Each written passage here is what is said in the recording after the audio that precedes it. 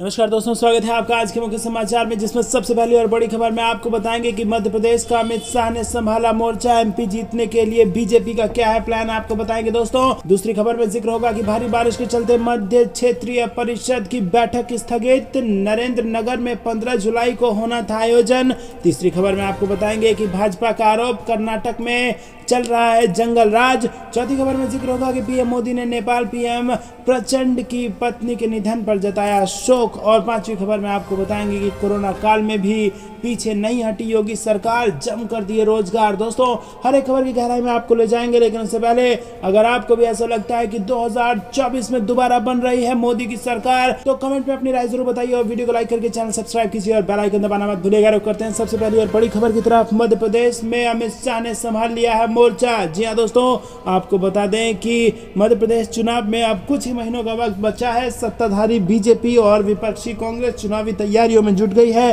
गृह मंत्री अमित शाह मंगलवार को अचानक भोपाल पहुंचे और पार्टी की तैयारियों को लेकर अहम बैठक की। अमित शाह की बैठक में विधानसभा चुनाव को लेकर विजय संकल्प अभियान शुरू करने का फैसला लिया गया और इस अभियान का स्वरूप क्या होगा, इसे लेकर अभी अधिक जानकारी सामने नहीं आई है, लेकिन कयास लगाए जा रहे हैं कि बीजेपी विजय संकल्प अभियान के तहत विजय संकल्प रैलियों, विजय संकल्प रथ यात्रा की शुरुआत कर सकती है। बीजेपी ने उत्तराखंड विधानसभा चुनाव में भी विजय संकल्प रथ यात्रा की शुरुआत की थी। देवभूमि में बीजेपी का यह प्रयोग सफल रहा था और पार्टी ने परंपरा तोड़ते हुए लगातार दूसरी बार सरकार बना ली। तो दोस्तों, यहाँ पर आपको बता दें कि खुद अमित शाह ने यहाँ पर मध्य प्रदेश का मोर्चा संभाल लिया है और मध्य प्रदेश में फिर से एक बार बीजेपी की सरकार को बनाने का लक्ष्य है। रुक करते हैं अगली ब्रेकिंग न्यूज की तरफ। भारी बारिश के चलते मध्य क्षेत्रीय परिषद की बैठक स्थगित, नरेंद्र नगर में 15 जुलाई को होना था आयोजन। जी दोस्तों, आपको बता दें कि 15 जुलाई को नरेंद्र नगर में होने वाली मध्य क्षेत्रीय परिषद की बैठक स्थगित कर दी गई है और ये जानकारी खुद मुख्यमंत्री पुष्कर सिंह धामी ने दी है। दोस्तों, रुक करते हैं अगली ब्रेकिंग न्यूज की तरफ। भाजपा का आरोप, कर्नाटक में चल रहा है जंगल राज। जी दोस्तों, पूर्व मुख्यमंत्री बसवराज बोम्मई ने बुधवार को कहा कि कर्नाटक में जंगल राज जैसा माहौल है, जिस वजह से आम आदमी बिना डर के बाहर नहीं निकल पा रहा है। पूर्व सीएम ने पत्रकारों से बात करते हुए कहा कि जैन मुनि की हत्या कर दी गई, हमारे कार्यकर्ता की हत्या कर दी गई, आम लोगों की हत्या की जा रही है और तकनीकी विशेषज्ञों की पीट पीट कर हत्या कर दी गई। वहीं दोस्तों, पूर्व मुख्यमंत्री बसवराज बोम्मई के नेतृत्व में भाजपा विधायकों ने विधानसभा परिसर में गांधी प्रतिमा के पास विरोध प्रदर्शन किया। उन्होंने कहा कि हत्यारे ने अपने इंस्टाग्राम अकाउंट पर वीडियो अपलोड किया था क्योंकि उसे कोई डर नहीं है। पुलिस पर दबाव डाला जा रहा है और एक पुलिस अधिकारी जिसने गैर कानूनी कार्य को रोकने की कोशिश की थी, उसकी हत्या कर दी गई। वरिष्ठ पुलिस अधिकारी अपने राजनीतिक आकाओं के आगे नतमस्तक हैं और हत्यारों में बिल्कुल भी खौफ नहीं है। हमारी सरकार हमारी मांगों का जवाब नहीं दे रही है और हमने राज्यपाल से डीजीपी और आईजीपी को तलब करने और इस संबंध में निर्देश जारी करने का अनुरोध किया है। कर्नाटक की स्थिति को केंद्र सरकार के संज्ञान में लाने का भी अनुरोध किया गया है। राज्यपाल ने हमसे वादा किया है कि वो वरिष्ठ अधिकारियों से बात करेंगे। हम राज्यपाल के आदेश का इंतजार करेंगे और मामला को जनता के बीच ले जाएंगे। रुक करते हैं अगली ब्रेकिंग न्यूज की तरफ। पीएम मोदी ने नेपाल पीएम प्रचंड की पत्नी के निधन पर जताया शोक। जी दोस्तों, आपको बता दें कि प्रधानमंत्री मोदी ने बुधवार को नेपाल के प्रधानमंत्री पुष्प कमल दहल प्रचंड की पत्नी सीता दहल के निधन पर शोक व्यक्त किया। लंबे समय तक एक न्यूरोलॉजिकल बीमारी से पीड़ित सीता दहल का 59 वर्ष की आयु में निधन हो गया है। मोदी ने ट्वीट किया कि श्रीमती सीता दहल के निधन के बारे में जानकर बेहद दुख हुआ। मैं प्रचंड के प्रति अपनी गहरी संवेदना व्यक्त करता हूं और प्रार्थना करता हूं कि दिवंगत आत्मा को शांति मिले। ओम शांति। रुक करते हैं ब्रेकिंग न्यूज की तरफ। कोरोना काल में भी पीछे नहीं हटे योगी सरकार, जम कर दिए रोजगार। जी हाँ दोस्तों, उत्तर प्रदेश देश का सबसे युवा राज्य है। यहाँ के युवाओं की प्रतिभा का लाभ दिलाने के लिए उन्हें रोजगार नौकरी उपलब्ध कराना मुख्यमंत्री योगी आदित्यनाथ का ध्येय है। इसीलिए योगी सरकार ने पिछले 6 वर्ष में 6 लाख से अधिक युवाओं को सरकारी नौकरी दी। यही नहीं, सिर्फ बीते 1 महीने पर नजर दौड़ाइए तो उत्तर प्रदेश के 11,000 से अधिक युवाओं को सीएम योगी ने नियुक्ति पत्र सौंपा और 1 महीने में 11,000 से अधिक नौकरियां देकर योगी सरकार ने यह बता दिया कि युवा उनकी प्राथमिकता में है। 2017 के बाद से सिर्फ पात्रता ही चयन का आधार बना और इस शुचिता व निष्पक्षता के सभी कायल भी हो गए। सीएम योगी ने उत्तर प्रदेश पुलिस भर्ती व पदोन्नति पदोन्नति बोर्ड द्वारा चयनित 1148 पदों पर उप निरीक्षकों को 6 जुलाई को नियुक्ति पत्र वितरित किए। रुक करते हैं अगली ब्रेकिंग न्यूज की तरफ। मोदी सरकार ने 22 राज्यों को दिए 7,532 करोड़, महाराष्ट्र के खाते में सबसे अधिक रकम। जी दोस्तों, केंद्र की नरेंद्र मोदी सरकार ने बुधवार को 22 राज्यों को राज्य आपदा प्रतिक्रिया कोष यानी कि SDRF के लिए 7,532 करोड़ रुपए जारी किए और इस मद के लिए केंद्र सरकार ने महाराष्ट्र को सबसे ज्यादा 1420 करोड़ रुपए दिए हैं। गोवा को राज्य आपदा प्रतिक्रिया कोष यानी कि SDRF के लिए मिले केवल 4.80 करोड़ रुपए और केंद्र की नरेंद्र मोदी सरकार ने राज्य आपदा प्रतिक्रिया कोष SDRF के लिए जो फंड जारी किया है उसमें गोवा के खाते में सबसे कम रकम गई है और गोवा को केंद्र की ओर से 4 करोड़ 80 लाख रुपए दिए गए हैं। वहीं केंद्र सरकार ने SDRF के लिए सबसे अधिक फंड जारी किया है। मोदी सरकार ने एकनाथ शिंदे सरकार को सबसे अधिक 1420 करोड़ रुपए दिए हैं और उसके बाद दूसरे स्थान पर उत्तर प्रदेश आता है जिसे केंद्र की ओर से 812 करोड़ रुपए दिए गए हैं। रुक करते हैं अगली ब्रेकिंग न्यूज की तरफ। यमुना की जल स्तर ने तोड़ा 45 साल का रिकॉर्ड, CM केजरीवाल ने बुला ली आपात बैठक। जी हाँ दोस्तों, भारत के कई राज्यों में इन दिनों आफत की बारिश हो रही है। लगातार हो रही बारिश के कारण नदियों का जलस्तर भी बढ़ गया है और हिमाचल प्रदेश और उत्तराखंड में नदियों के जलस्तर में बढ़ोतरी का असर अब दिल्ली में दिखने लगा है। दिल्ली में यमुना का जलस्तर बुधवार को आज तक के सभी रिकॉर्ड को तोड़ते हुए 207.55 मीटर तक पहुंच गया है। इससे पहले वर्ष 1978 में यमुना का जलस्तर 207.49 मीटर तक पहुंचा था। यमुना के बढ़ते जलस्तर को देखते हुए मुख्यमंत्री अरविंद केजरीवाल ने आपात बैठक बुलाई है। वहीं दोस्तों, यमुना में लगातार बढ़ रहे जलस्तर को देखते हुए दिल्ली प्रशासन ने यमुना से सटे निचले इलाकों में रहने वाले लोगों को अपने घरों को छोड़कर सुरक्षित जगहों पर जाने को कहा है। यमुना में जलस्तर के बढ़ने के बाद आसपास के इलाकों में पानी भर गया है और कुछ इलाके तो ऐसे हैं जहां घरों में अभी कई फीट पानी भरा हुआ है। वहीं मौसम विभाग ने पहाड़ी राज्यों में अगले कुछ दिनों तक ऐसे ही बारिश जारी रहने की भविष्यवाणी की है। ऐसे में अगले कुछ दिनों में दिल्ली में यमुना का जलस्तर और ऊपर जा सकता है। CM केजरीवाल ने यमुना के जलस्तर में आए रिकॉर्ड बढ़ोतरी के बाद एक ट्वीट भी किया है। रुक करते हैं अगली ब्रेकिंग न्यूज की तरफ। पंचायत चुनाव के दौरान हुई हिंसा की जांच करने बंगाल पहुंची बीजेपी की टीम, हिंसा प्रभावित क्षेत्रों का करेंगे दौरा। जी हां दोस्तों, पश्चिम बंगाल में हुए पंचायत चुनाव में जमकर हिंसा हुई और हिंसा के दौरान तोड़फोड़, पथराव और आगजनी की भी घटनाएं सामने आई थी और यही नहीं, कई लोगों की चुनाव के दौरान हत्या भी कर दी गई थी। इसको लेकर सत्ताधारी तृणमूल कांग्रेस पर भाजपा हमलावर है। साथ ही भाजपा अध्यक्ष JP नड्डा ने सांसदों की एक 4 सदस्यीय समिति का गठन किया है जो हिंसा के पीछे का सच सामने लाने बुधवार को बंगाल पहुंच गई। दोस्तों, आपको बता दें कि सांसद रविशंकर प्रसाद ने कहा कि पार्टी अध्यक्ष JP नड्डा ने एक टीम तैयार की है और इसका संयोजक उन्हें बनाया गया है। सांसदों की टीम बंगाल में ग्राम पंचायत चुनाव के मद्देनजर बड़े पैमाने पर हिंसा, हत्या, बम विस्फोट से प्रभावित सभी क्षेत्रों का दौरा करेगी और इस दौरान कई सवालों के जवाब ढूंढे जाएंगे और बाद में इसकी रिपोर्ट भाजपा अध्यक्ष JP नड्डा को सौंपी जाएगी। भाजपा सांसद का कहना है कि चुनाव के दौरान हिंसा से प्रभावित क्षेत्रों का वो दौरा करेंगे और उन लोगों से मुलाकात करेंगे जो इसमें पीड़ित हुए हैं। रुक करते हैं अगली ब्रेकिंग न्यूज की तरफ। बिहार विधानसभा में फिर उठाई कुर्सी, तेजस्वी के इस्तीफे पर अड़ी भाजपा, हंगामे के बाद कार्यवाही स्थगित। जी हां दोस्तों, आपको बता दें कि बिहार विधानसभा के मानसून सत्र के तीसरे दिन बुधवार को भाजपा का उप मुख्यमंत्री तेजस्वी यादव के इस्तीफे को लेकर हंगामा जारी रहा। लैंड फॉर जॉब स्कैम मामले में चार्जशीट दायर होने के बाद भाजपा ने तेजस्वी के इस्तीफे को लेकर लगातार तीसरे दिन भी सदन की कार्रवाई को बाधित किया। दरअसल प्रश्नोत्तर काल कुछ समय तक चला रहा और इसी के बाद सदन की बुधवार को कार्रवाई शुरू होते ही भाजपा के सदस्यों ने चार्जशीटेड तेजस्वी यादव के इस्तीफे की मांग को लेकर हंगामा शुरू कर दिया। प्रश्नोत्तर काल के दौरान सदस्यों के एक प्रश्न के उत्तर में जैसे ही उप मुख्यमंत्री जवाब देने के लिए खड़े हुए, भाजपा के सदस्य वेल में पहुंच गए और कागज के टुकड़े फेंके। इस दौरान पोस्टर भी दिखाए गए और कुर्सी भी लहराई गई। विधानसभा अध्यक्ष अवध बिहारी चौधरी ने संसदीय परंपरा की दुहाई देते हुए कार्रवाई करने की धमकी भी दी, लेकिन भाजपा के सदस्यों का हंगामा जारी रहा। हंगामा बढ़ता देख सदन की कार्रवाई गुरुवार तक के लिए स्थगित कर दी गई है।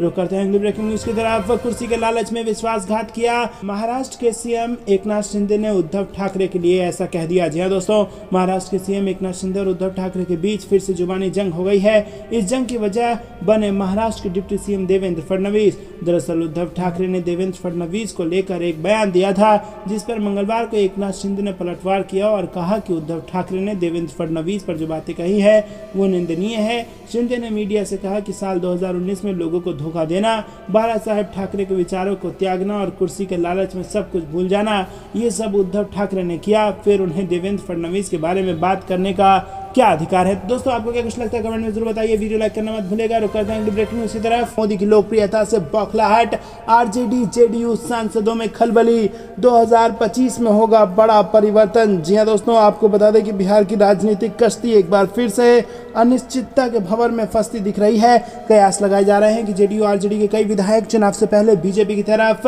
रुख कर सकते हैं और भगदड़ सी मच सकती है। साथ ही जेडीयू और आरजेडी के बीच जो राजनीतिक खींचतान चल रही है उससे महागठबंधन पर भी खतरे के बादल मंडराने लगे हैं। इस बीच बिहार में ये भी अंदाजा लगाया जा रहा है कि लोकसभा चुनाव से पहले राजनीतिक दलों में पाला बदलने वाले नेताओं की संख्या भी बढ़ेगी। हाल फिलहाल दो बड़ी घटनाएं बिहार में हुई हैं। एक थी G20 और दूसरी P20। G20 तो अंतर्राष्ट्रीय सम्मेलन था प्रधानमंत्री के नेतृत्व में और वो बहुत ढंग से निभ गया। दूसरा जो P20 हुआ पॉलिटिकल पार्टीज का मीट, वो पिट गया। रुक करते हैं अगली ब्रेकिंग न्यूज की तरफ। नीतीश कुमार को चारों तरफ से घेरने का प्लान बना रही बीजेपी। अब अमित शाह ने इस नेता से कर ली है मुलाकात। जी हाँ दोस्तों, आपको बता दें लोकसभा चुनाव 2024 को लेकर नीतीश कुमार विपक्ष को एकजुट करने का पूरा प्रयास कर रहे हैं। वो बिहार में देश के कई विपक्षी दलों की बैठक भी आयोजित कर चुके हैं और वहीं दूसरी तरफ बीजेपी भी नीतीश कुमार की जड़ों को कमजोर करने के लिए रणनीति बनाती दिखाई दे रही है। इसी कड़ी में बीजेपी के सीनियर नेता और देश के गृह मंत्री अमित शाह ने बिहार के नेता नागमणि से मुलाकात की है। दरअसल बीजेपी नीतीश कुमार को घेरने के लिए उनके लव कुश यानी कुर्मी कोयरी समीकरण में भी बंटवारा करने की कोशिश में है और इसी वजह से बीजेपी लव कुश जाति के मतदाताओं को रिझाने में लगी है। और इसी सिलसिले में अमित शाह ने पूर्व मंत्री और बिहार के नेता नागमणि से सोमवार को नई दिल्ली में मुलाकात की थी। रुक करते हैं अगली ब्रेकिंग न्यूज की तरफ। तमिलनाडु में होगी आरएसएस की अखिल भारतीय प्रांत प्रचारक बैठक, मोहन भागवत समेत तमाम नेता होंगे शामिल। जी हाँ दोस्तों, आपको बता दें कि राष्ट्रीय स्वयंसेवक संघ की अखिल भारतीय प्रांत प्रचारक बैठक तमिलनाडु में होने जा रही है और संघ की तरफ से बताया गया है कि 15 से 13 जुलाई 2023 को ऊटी तमिलनाडु में ये बैठक होगी और हर साल होने वाली इस बैठक में आरएसएस प्रमुख मोहन भागवत समेत तमाम बड़े नेता शामिल होते हैं और इस बैठक में संघ की कई बड़ी बातों को लेकर चर्चा होती है और अलग अलग अभियानों की जानकारी ली जाती है। बताया जाता है कि आने वाले कुछ महीनों में होने वाले कामकाज का भी इस बैठक में खाका तैयार हो सकता है। संघ के अखिल भारतीय प्रचार प्रमुख सुनील अंबेकर ने बताया कि ये वार्षिक बैठक मुख्यतः संगठनात्मक विषयों पर चर्चा करने के लिए हर साल आयोजित होती है और इस बैठक में सरसंघ संचालक डॉक्टर मोहन भागवत, सर कार्यवाहक दत्तात्रेय होसबोले के साथ सभी सह कार्यवाहक डॉक्टर कृष्ण गोपाल समेत कई सारे सहभागी होंगे। रुक करते हैं अगली ब्रेकिंग न्यूज की तरफ। यूपी में सस्ती होगी बिजली, सीएम योगी की कैबिनेट मीटिंग के लिए गए बड़े फैसले। जी हाँ दोस्तों, आपको बता दें कि उत्तर प्रदेश के सीएम योगी आदित्यनाथ के नेतृत्व में मंगलवार को लोकसभा में कैबिनेट मीटिंग हुई और इस मीटिंग में राज्य के विकास के लिए कई अहम फैसले पर मोहर लगी और इसके अनुसार एनटीपीसी के सहयोग से ओबरा सोनभद्र में 800 मेगावाट के 2 प्लांट स्थापित किए जाएंगे और ये राज्य का पहला अल्ट्रा सुपर क्रिटिकल प्लांट होगा। दोस्तों, रिपोर्ट के अनुसार पहला प्रोजेक्ट 50 महीने में और दूसरा 56 महीने में पूरा होगा और इसमें कुल 1800 करोड़ का खर्च आएगा। ऊर्जा मंत्री ए.के. शर्मा ने फैसले के बारे में जानकारी देते हुए कहा कि इस प्लांट के पास ही कोयले की खदान है और इसके बनने से उपभोक्ताओं को 1 रुपया बिजली सस्ता मिलेगा। एनटीपीसी के सहयोग से यहाँ पर 800 मेगावाट के 2 प्लांट खोले जाएंगे।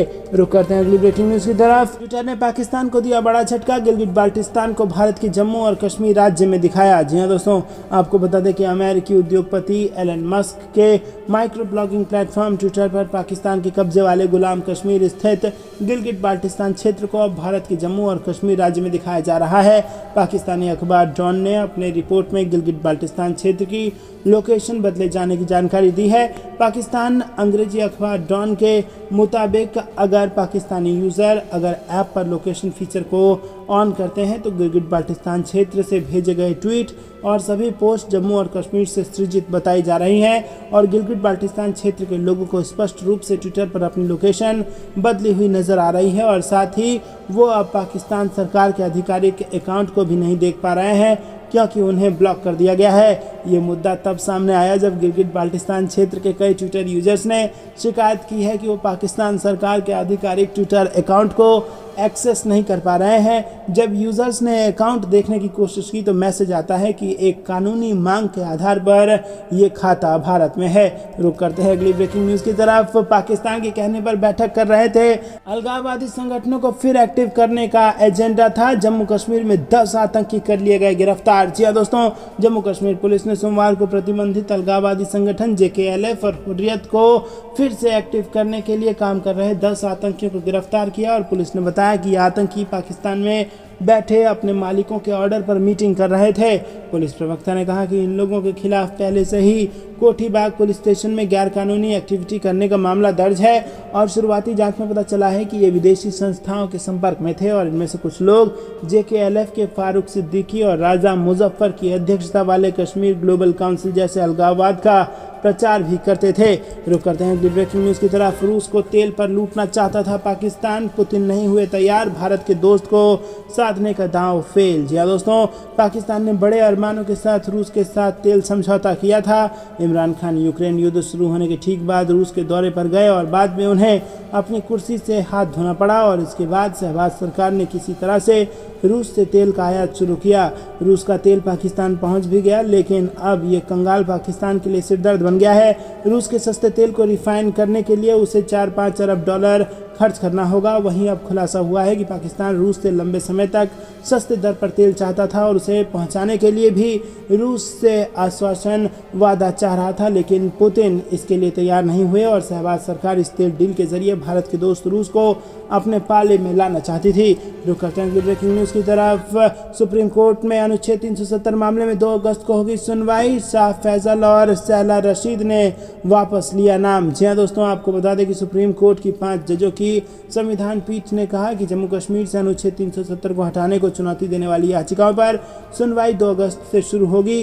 IAS अधिकारी शाह फैसल और कार्यकर्ता शहला रशीद ने इस याचिका से अपना नाम वापस ले लिया है। IAS अधिकारी शाह फैसल और कार्यकर्ता शहला रशीद अनुच्छेद 370 को निरस्त करने के खिलाफ अपनी याचिकाओं को आगे नहीं बढ़ना चाहते हैं और अदालत के रिकॉर्ड से अपना नाम हटाने को लेकर अनुरोध किया था। शीर्ष अदालत ने याचिकाकर्ताओं के रूप में उनके नाम हटाने के उनके अनुरोध को स्वीकार कर लिया है और सुप्रीम कोर्ट ने कहा है कि अब मामले का शीर्षक NRE संविधान का अनुच्छेद 370 होगा। गौरतलब है कि इससे पहले मुख्य याचिकाकर्ता शाह फैसल थे। रुक करते हैं अगली ब्रेकिंग न्यूज की तरफ। कड़ी सुरक्षा के साथ जम्मू से 3 दिन बाद यात्रियों का जत्था रवाना, गूंजे बम बम भोले के जय घोष। जी हां दोस्तों, जम्मू के भगवती नगर आधार शिविर से मंगलवार को 3 दिन बाद अमरनाथ यात्रियों का जत्था घाटी के लिए रवाना किया गया। इससे भोले के भक्तों में भारी जोश देखा गया है और बम बम भोले के जय घोष लगाते हुए यात्री आगे बढ़ रहे हैं। वहीं जम्मू कश्मीर राष्ट्रीय राजमार्ग मंगलवार को खोल दिया गया और रास्ते में फंसे हजारों वाहनों को निकालने की प्रक्रिया शुरू हो चुकी है। भारतीय राष्ट्रीय राजमार्ग प्राधिकरण और प्रशासन के अथक प्रयास से जम्मू में भगवती नगर आधार शिविर से अमरनाथ यात्रियों का जत्था रवाना किया जा रहा है। दोस्तों, रुक करते हैं अगली ब्रेकिंग न्यूज की तरफ। बिहार विधानसभा में चली कुर्सियां, डिप्टी CM तेजस्वी के इस्तीफे की मांग को लेकर जोरदार हंगामा। जी हां दोस्तों, बिहार विधानसभा में इन दिनों मानसून सत्र चल रहा है और ऐसे में मंगलवार को सदन में इतना हंगामा हुआ कि सदन को स्थगित करने की नौबत आ गई और मंगलवार को बिहार विधानसभा में कुर्सियां तक फेंकी गई। इस भारी हंगामे को देखते हुए दोनों सदन मंगलवार को कामकाज के बाद स्थगित कर दिए गए और सदन में तेजस्वी यादव के इस्तीफे की मांग भी उठी। आपको क्या कुछ लगता है कमेंट में बताइए। वीडियो लाइक कीजिए। रुक करते हैं अगली ब्रेकिंग न्यूज की तरफ। राम मंदिर का गर्भगृह दिसंबर तक बनकर हो जाएगा तैयार, जनवरी से कर सकेंगे दर्शन। जी हां दोस्तों, अयोध्या में तैयार हो रहे भव्य रामलला मंदिर के तैयार होने का सभी को इंतजार है। यहाँ रामलला की मूर्ति की प्राण प्रतिष्ठा के बाद मंदिर अगले साल 24 जनवरी को भक्तों के लिए खुलने की संभावना है। मूर्ति की प्राण प्रतिष्ठा का अनुष्ठान 14 जनवरी से शुरू होकर 10 दिवसीय होगा। परियोजना का पहला चरण, जिसमें भूतल, फर्श और परिष्करण के साथ गर्भगृह शामिल है, इस साल दिसंबर तक पूरा होने का अनुमान है। मंदिर ट्रस्ट के अनुसार रामलला की प्राण प्रतिष्ठा की प्रक्रिया मकर संक्रांति के बाद शुरू होगी। मंदिर निर्माण समिति के अध्यक्ष नृपेंद्र मिश्रा ने संवाददाताओं से कहा था कि 14 जनवरी से 24 जनवरी के बीच रामलला की प्राण प्रतिष्ठा का 10 दिवसीय अनुष्ठान किया जाएगा। मंदिर ट्रस्ट को कथित तौर पर अभिषेक प्रक्रिया के लिए ज्योतिषों से कुछ शुभ दिन मिले हैं। रुक करते हैं अगली ब्रेकिंग न्यूज की तरफ। दिल्ली में बाढ़ जैसे हालात। गृह मंत्री अमित शाह से मिलने पहुंचे एलजी सक्सेना। खतरे के निशान के पार पहुंची यमुना। जी हां दोस्तों, दिल्ली में मूसलाधार बारिश का दौर थमने का नाम नहीं ले रहा है। यमुना का जलस्तर बढ़ने से दिल्ली में बाढ़ जैसे हालात बन गए हैं। भारी बारिश को देखते हुए दिल्ली के एलजीवी के सक्सेना गृह मंत्री अमित शाह से मिलने पहुंचे और दिल्ली में भारी वर्षा और जलभराव पर दोनों के बीच बैठक होनी है। बता दें कि दिल्ली की हाल को देखते हुए अमित शाह ने एलजी से रिपोर्ट मांगी थी।